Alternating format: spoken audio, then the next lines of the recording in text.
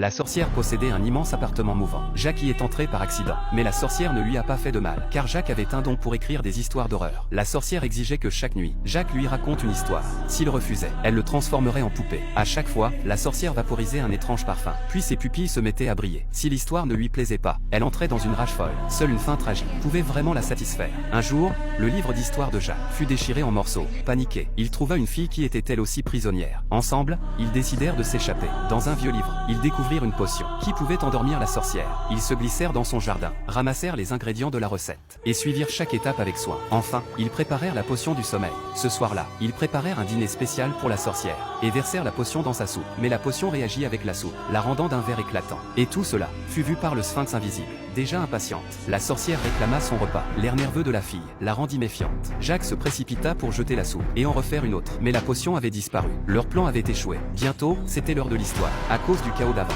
Jacques n'avait rien écrit. La sorcière vaporisa encore son parfum, prête à écouter l'histoire du soir. Mais Jacques hésita. Alors que la sorcière rugissait de colère, Jacques jeta un coup d'œil à l'horloge au mur et inventa une histoire sur le moment. Mais la sorcière remarqua vite toutes les incohérences. Elle attrapa son carnet et découvrit toutes les pages blanches. La fille tenta d'expliquer, mais la sorcière avait perdu toute patience. Elle était prête à les détruire tous les deux. Soudain, la sorcière s'effondra. Le sphinx avait secrètement versé la potion dans son flacon de parfum. Lui aussi avait été maudit et piégé par la sorcière. Jacques fourra le sphinx dans son sac à dos et ils s'enfuirent à toute vitesse. Mais la fille aperçut un lys poussant sur un arbre voisin, le même que dans le jardin de la sorcière. Elle arracha l'écorce et dessous, il y avait un mur de l'appartement. Ils étaient encore à l'intérieur. À ce moment-là, un licorne maléfique apparut.